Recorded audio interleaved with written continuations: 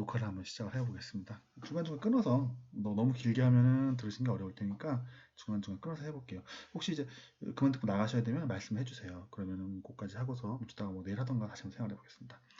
첫 번째 거는 나오는 거야. 아까 이제 글 써갖고 올려드리긴 했었는데요. 첫 번째 거는 어, 주식하고 이번에 그 미중무역 분쟁 이야기입니다. 미중무역 분쟁이 주식시장에 뭐 아무 영향이 안 줬다는 분들도 계시는데 영향 주긴 줬어요. 줘가지고 보시면은 점선으로 돼 있는 부분은 그 관세 때릴 때 1, 2, 3, 4차로 지금 뭐 진행이 됐거든요. 관세 때릴 때마다 그 기간을 얘기를 하는 거고요. 시점을. 그리고 빨간색은 그 미중무역 분쟁에 대표적으로 좀 충격을 받고 있는 섹터하고 테크놀로지 섹터들이고요. 그 녹색은 나머지 섹터들이에요. 그래서 보면은 충격받고 있는 데가 주가가 좀 많이 빠졌다가 오르락내리락 하는 것을 좀 볼 수가 있습니다. 여기서는 이제 어쨌든 미중 무역 분쟁이 뭐 이렇게 주식시장에 안 좋은 영향을 주고 있다. 이제 그런 얘기를 하고 있고요. 요 근래 다시 또 저것도 다 반등해가지고 위로 올라갔죠. 미중 무역 분쟁이 좀 강화되면 강화될수록 점점 더 뭐라고 할까요? 유동성 많이 풀어가지고 지금 상황은 유동성 상태입니다. 완전히 이 실적이고 뭐고 다 그냥 다 포기시키고 그것만 하고 있는 것 같습니다. 여기서 뭐 궁금하신 거 있으실까요?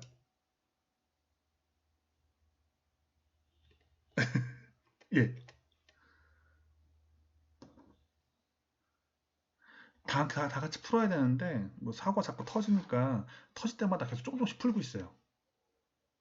그러니까 예, 그런 식으로 좀 하고 있어요. 그러니까 더 풀고 싶은데 풀기가 부담스러운 거예요. 왜냐면 푸니까 마이너스 채권이 나오잖아요. 막.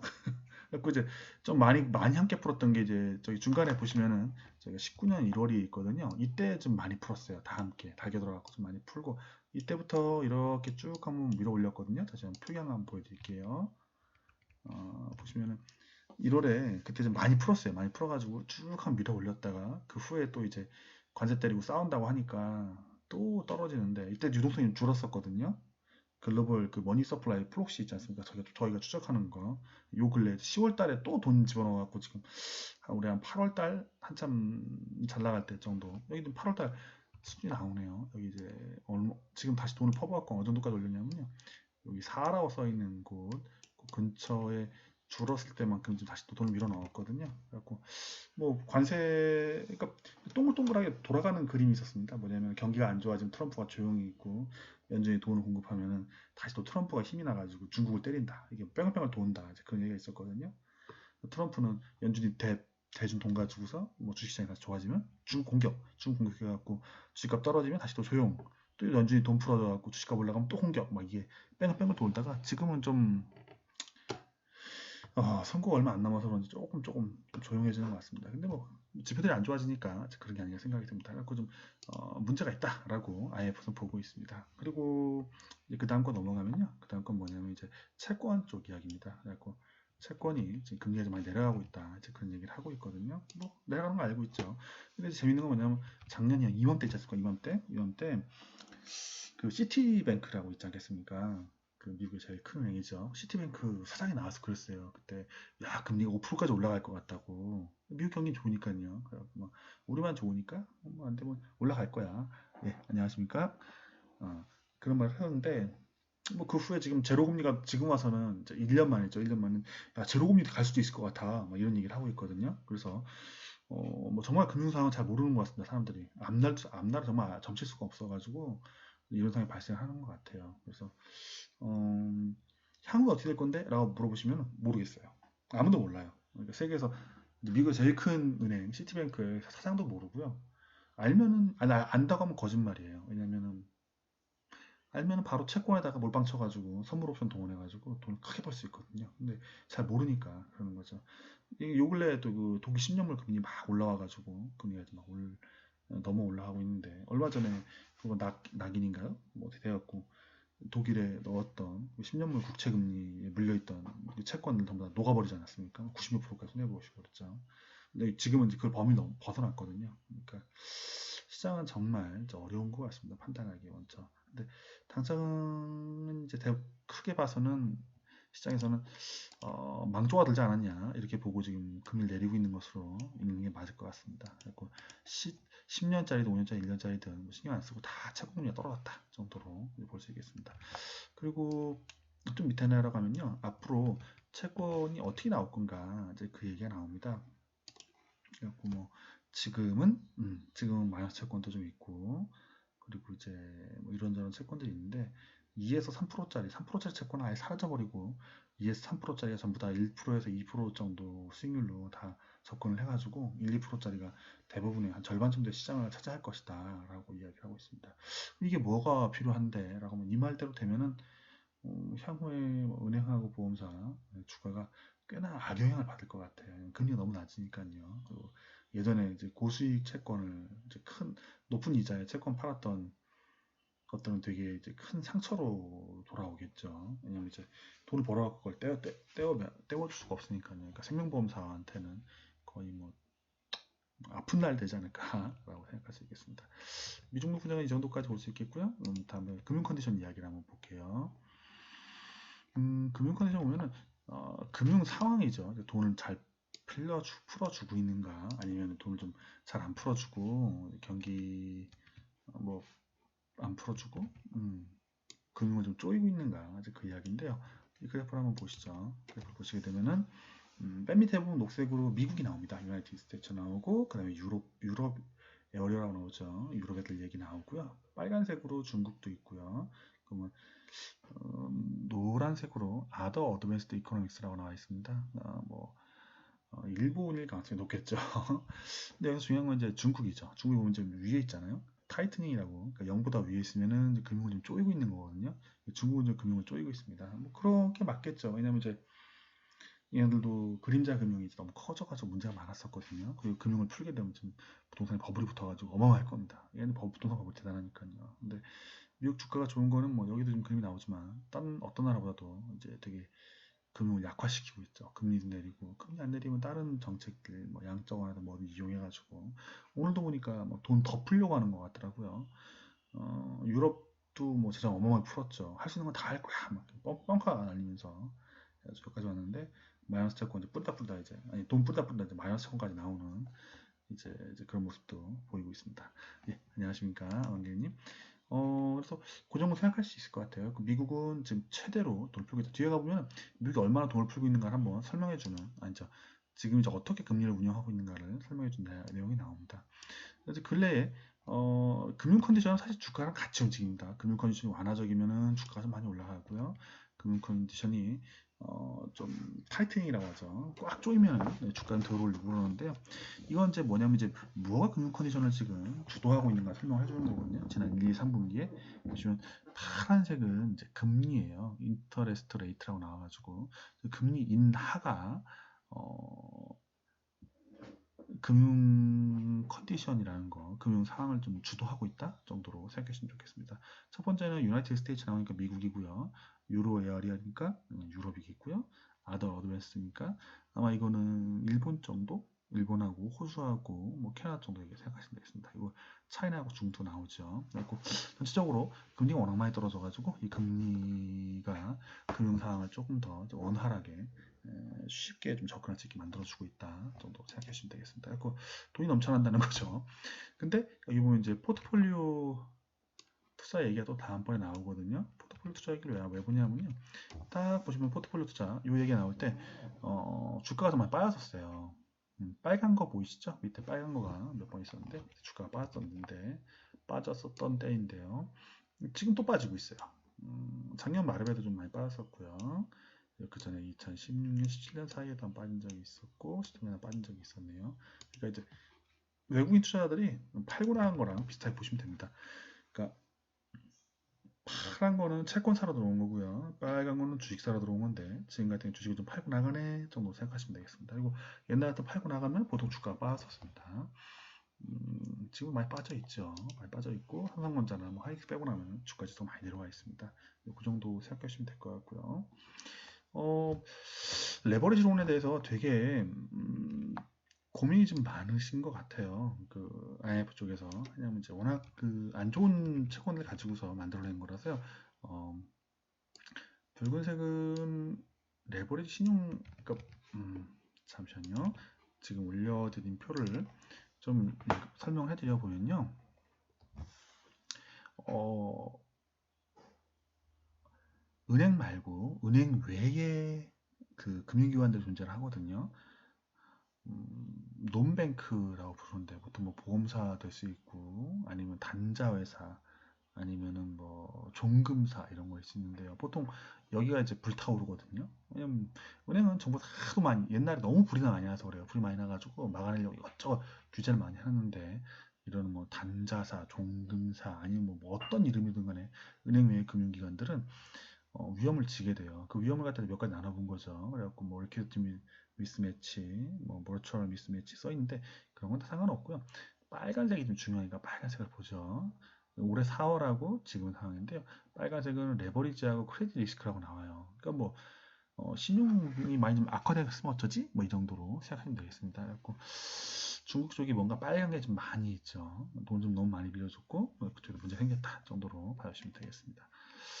그리고 여기 보시면 일단 중국 얘기예요. 또 뭐냐면 이제 대부분의 은들은 되게 좀 건전하대요.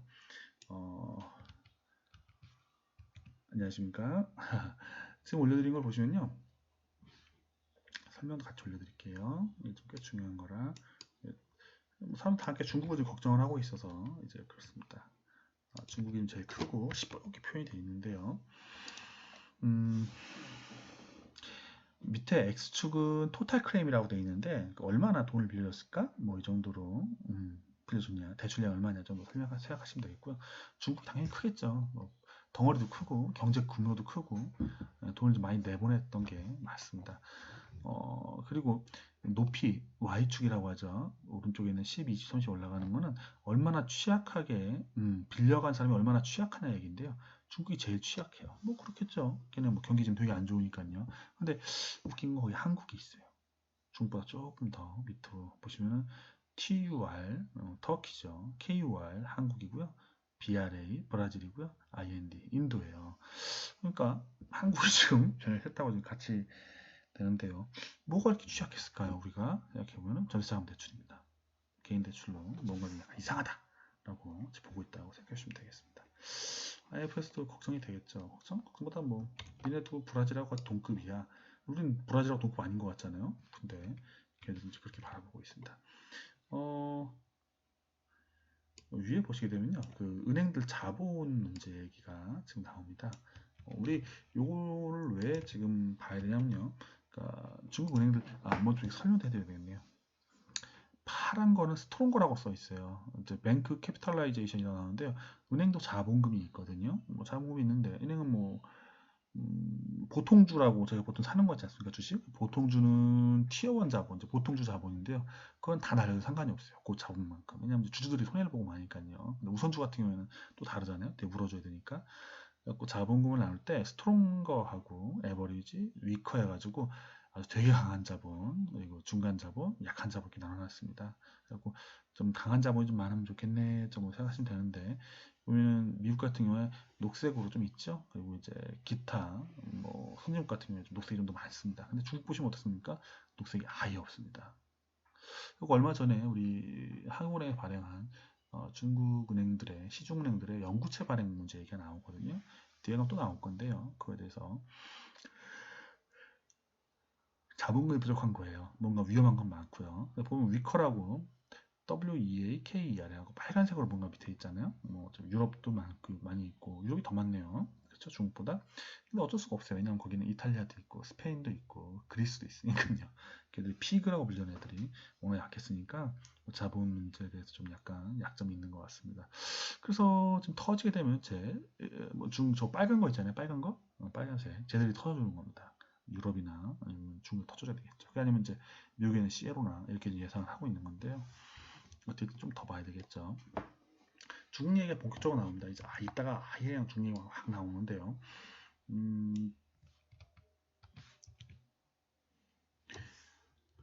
은행을 3단계로 나눠놨어요. 뭐냐면 이제 스몰러 뱅크라고 있습니다. 뭐 작은 은행들이에요. 작은 동네 은행 이렇게 생각하시면 되고 조인트 스탑 뱅크가 있는데 이건 더 약해요. 오히려 스몰러 뱅크보다 더 상태가 안 좋은 겁니다. 그리고 빅파이브 뱅크라고 빨간색 삼각형이 있습니다. 보시게 되면 밑에를 보시게 되면은 음, 0.00, 0.25, 0.5 이렇게 돼 있는데 이건 이제 자본 수익률이에요. 우리나라 지금 뭐 자본 수익률, 뭐 주식 돌려가지고 주식이 아니라 자기 자본이 있지 않겠습니까? 뭐 이것저것 구한 돈으로 갖다 빌려줘가지고 얼마나 돈을 버는 건데요. 0점대도 있어요. 근데 이거 돈 못 본 거죠, 거의. 그리고 이제 Y축이라고 하죠. 여기 보시면 이제 커먼 에쿼티 티어 1 레이션이라고 나오는데요. 자기 자본 비율이라고 보시면 돼요. 그 티어 1이라는 것은 여러 가지 조건으로 달아놨어요. 연구체나 아니면 코코펀드 이런 것들도 그 티어 1 자본을 잡아놨거든요. 자기 자본은 늘릴 수가 없어요. 늘리면은 수익률이 확 떨어지거든요. 그래서 자기 자본은 줄이고 돈을 열심히 빌려 돌리고 뭐 이러고 싶어 하는 건데 일단 여기서 중요한 거는 중국 은행들이 1% 돈이 안 남는다는 거예요. 많은 경우에. 그리고 티어 1 자본이라고 불리는 자기 자본 규모가 너무 작은 거예요. 그러니까 자기 자본 늘리려고 연구체도 발행하고 막 그런 거라고 보면 되겠습니다. 야, 뭐 망한다는 얘기 그렇게 몇 년을 들었는데 아직도 그 얘기를 하냐 할 수 있는데 IMF에 그 뛰어난 박사님들이 고민을 하고 있는 겁니다. 쟤네 저러다 망할 것 같은데 하면서요. 근데 안 망하고 있죠. 뭐 어쩔 수 없습니다. 뭐 그렇게 되는 거니까. 이거는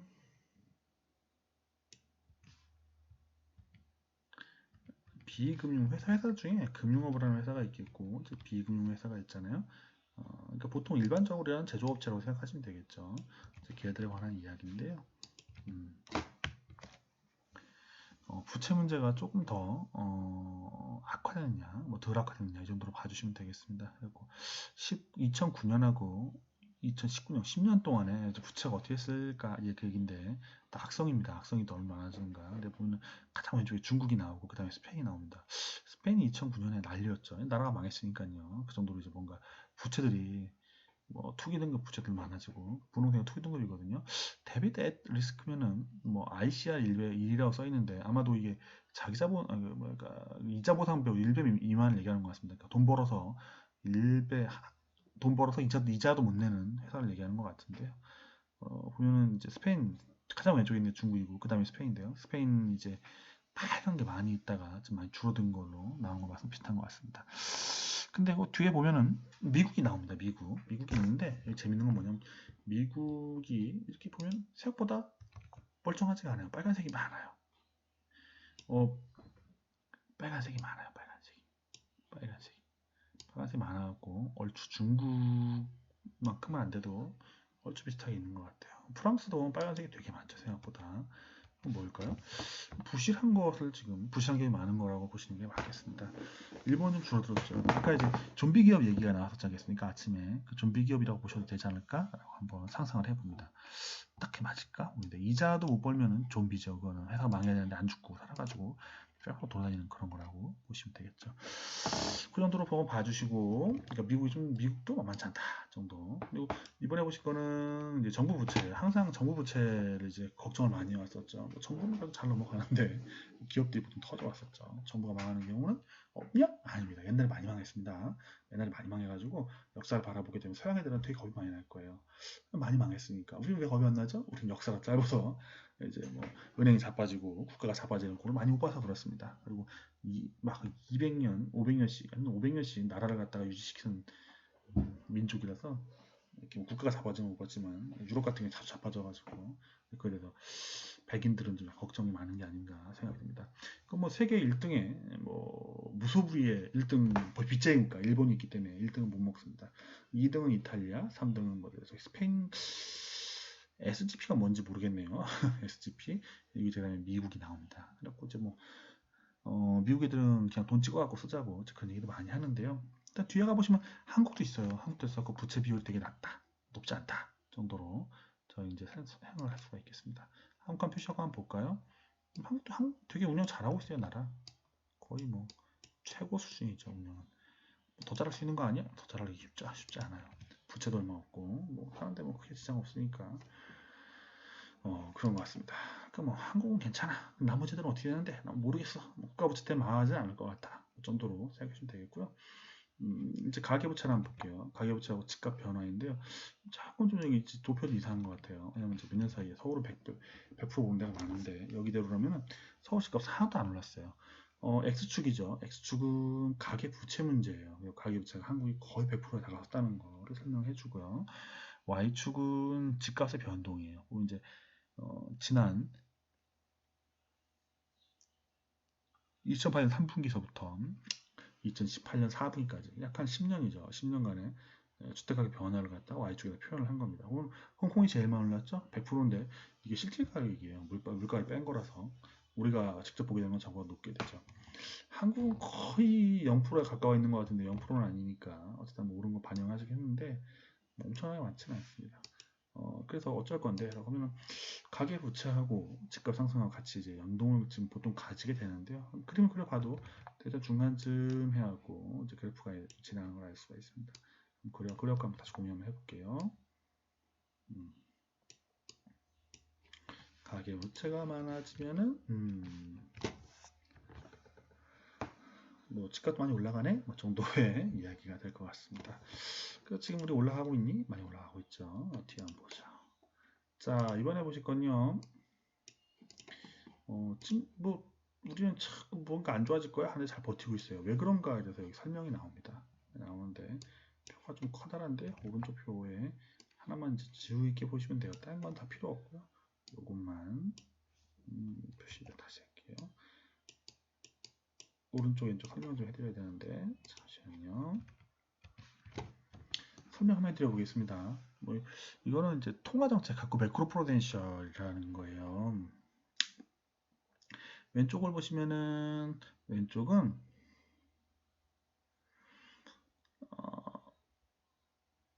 아이고 아까 벌써 봤었는데 왼쪽은 금융을 좀 강화할 때 얘기예요. 뭐 금리 올리고 이제 그럴 때 이야기죠. 그리고 오른쪽은 그 정책적으로 이제 뭐랄까 긴축하다가 완화할 때 어떻게 완화하는 걸 보여주는 거거든요. 보시게 되면 연도별로 이제 사이클마다 이제 지나가는 궤적을 그려놓은 겁니다. 근데 2019년 오른쪽 표에 2019년 보면 저 땅속에서 시작을 하고 있어요. 뭐죠? 뭔가 금융위기나 재정위기가 시작돼가지고 진행이 좀 된 후에 보통 금리 내리고 아니면 뭐 양적 완화하고 뭐 그랬었는데 이번에는 아예 그냥 뭐 위기도 시작한 것 같지 않은데 처음부터 위기 수준에 맞춰가지고 1989년만큼이죠. 위기 수준에 맞춰가지고 무조건 돈을 때려박고 있습니다. 그러니 주가가 잘 안 빠지죠. 뭐 안 빠진다 나쁜 건 아닌데 일단 뭐 그런 것 같다 정도로 생각해 주시면 좋겠습니다. 그리고 요거는 이제 뭐 사람들이 걱정을 하니까 한번 볼 필요가 있는데요. 뭐냐면 야, 씨, 이거 우리 할 거 없는 거 아니야? 경기 안 좋아지면 우리나라 망하는 거 아니야? 이렇게 생각하시는데 꼭 그런 건 아닙니다. 보시게 되면 X축은 금리를 얼마나 더 내릴 수 있을까? 금리율이고요. Y축은 중앙은행이 자기 대체 대표에 얼마나 많이 자산을 사 모았는가 이야기예요. 그게 왜 중요해? 하면은 일본 같은 경우에는 국가 부채가 어마어마하죠. 중앙은행이 사줘서 그런 거죠. 딴 나라도 보면은 그 양적 완화하면서 많이 이제 양적 완화 뭐죠? 중앙은행이 다른 자산들을 사 모으는 거죠. 뭐 처음엔 채권만 샀었거든요. 지금은 주식도 사고 건물 사는 회사에 건물 리츠 회사죠. 리츠 회사에 채권도 구매해주고 합니다. 보면은 오른쪽 왼쪽 상단에 이제 무소불위의 두 나라가 보입니다. 뭐죠? 야판, 일본하고 그리고 이제 CH라고 저기 갑자기 스위스가 생각이 안 나네요. 스위스입니다. 그 둘이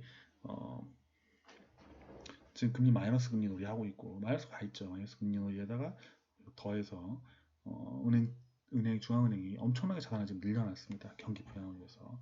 그래갖고 저렇게 넘사벽에 위치해서 우리를 내려다보는 것 같습니다. 그런 분들 그러죠. 아니 세상에 일본화 되는 거 몰랐어? 그거 씨 얘기했잖아 얘들아 막 이러면서 지는 그런 느낌입니다. 이번에 보실 거는 그다음 건 매크로 프로덴셜이라는 겁니다. 매크로 프로덴셜? 매크로 프로덴셜이 뭔데 이렇게 생각하실 수 있는데요. 매크로 프로덴셜은 쉽게 생각하시면은 LTV, DTI 이걸 이제 매크로 프로덴셜이라고 보셔도 돼요. 그거 말고도 여러 가지 도구들이 있어요. 있는데 보시게 되면 이제 얼마나 도구를 많이 사용하고 있을까 이제 그 이야기거든요. 지금 이제 제일 이제 심각하게 대응하는 것은 진한 녹색 그리고 중간 정도의 녹색 그리고 아무것도 대응 안 하고 있는 살색이 있습니다. 보시게 되면 선을 그는 걸 보시면 거기는 한국입니다. 그리고 여기도 제일 강력하게 대응하고 있는 나라는 누구죠? 첫 번째 줄이 거의 살색인데요. 어, 경기 역행적인 이제 행동을 해야 되거든요. 중앙은행은요, 원래. 왜냐하면 경기가 좋을 때는 이제 금리를 올리던가 아니면 이제 유동성을 좀 줄여가지고 경기를 냉각화시키고 경기가 나쁠 때는 유동성 공급해가지고 이제 주가도 끌어올리고 경기 살려내고 사람 먹고 살만하게 해주는 게 목표인데요. 첫 번째 거는 그 경기 역행적인 이제 도구라서 쉽게 쓰지는 못하는 것 같습니다. 노르웨이나 아니면 이제 홍콩 같은 나라, 홍콩은 너무 미치는 집값이 올라서 쓰는 것 같고 노르웨이는 아무래도 좀 자기네 국민들하고 좀뭐 커뮤니케이션 잘 돼가지고 이거 좀 경기 순환 좀 완화하기 위해서 했던 게 아닌가라고 생각이 듭니다. 저희는 뭐 한국은 막 마음대로 갑니다. 이제 자 여기까지 보셨고요. 매크 포텐셜이라는 것은 언제 써야 되냐면은 경기가 정점을 찍었을 때 써야 됩니다. 그래갖고 정점을 찍었을 때 써가지고 뒤에 뭐 좀 뭔가 경기가 좀 나빠지더라도 크게 충격을 안 받게 하기 위한 것이겠죠. 어제 물어보셨어요. 아니 굳이 왜 경기 안 좋아진다 금리 내야 될 이유는 뭐예요? 금리를 안 내리면요 더 아파요. 더 아프다니 무슨 의미죠? 그러길래 말씀드린 것은 그거죠. 뭐 3층 높이의 아파트에서 뛰어내리면 여기저기 많이 아플 거예요. 근데 바닥에다가 매트리스라든지 10장 깔아놓으면 좀 덜 아프지 않겠습니까? 그 금리라는 것은 그 끓여놓은 음, 거기다 뿌려둔, 쌓아둔 매트리스 정도로 보시면 되겠고요. 뛰어내리는 사람은 이제 경기라고 보시면 되겠습니다. 그래서 매크로 프루덴셜 지금 건다고 너무 미워할 건 없어요. 왜냐면 다음에 저거 다 풀어줘야 돼요. 경기 나빠지면은. 경기 안 나빠지면 어떻게 합니까? 못 풀어요. 언제 터질지 모르니까. 여기까지 보셨고요. 중국은행 건전성 얘기는 좀 보고서 이제 끝을 내겠습니다. 바오산은행 저희 한참 옛날에 체크를 많이 했었는데 이 바오산은행에 대해서 종합적으로 바오산 사태에 대해 종합적으로 이제 보고서가 나와 있으니까요. 이걸 같이 한번 보시죠. 중간에 NCD라는 게 있는데 요거 좀 용어를 좀 정리를 하고 가죠. NCD 보시면은 거기 Interest Rate on the Negotiable Certification of Deposit 뭐 나와요. 뭐죠? 뭐 저희 나라로 치면은 CD라고 보시면 되겠죠. CD 무기명 채권 금리 받을 수 있는 거라고 보시면 되겠는데 녹색하고 빨간색이 있어요. 빨간색은 신용도가 높은 거예요. A 3개짜리. 녹색은 A 2개짜리예요. 그러니까 바우사은행이 터지고 나서 A 2개짜리는 뭐 돈을 뭐 이렇게 금리를 되게 많이 줘야겠다. 펀딩 코스트니까 이렇게 보시면 되겠고 그 당시에 중앙은행에서 돈을 막 풀어내가지고 또 금리 내리고 했으니까 빨간색에 약간 좀 신용이 좋은 애들은 더 많이 내려갔다 정도로 보시면 되겠습니다. 근데 아쉬운 건 뭐냐면요. 8월 달부터 이게 쏙 들어갔어요. 자료도 안 돌아다니고 왜 저러지 했는데 이걸 보고 알았습니다. 아하 살려냈구나. 어떻게 되긴 되네. 이런 생각을 해봤습니다. 아쉽죠. 또 한 kop이 넘어가 버렸습니다. 어쨌든 뭐또 기다려봐야죠. 두 번째 보실 그림은 NCDC 이제 그거에 아까 무기명 채권이라고 보시면 되겠죠. 무기명 CD라고 보셔야 되는데 그것의 발행량입니다. 녹색은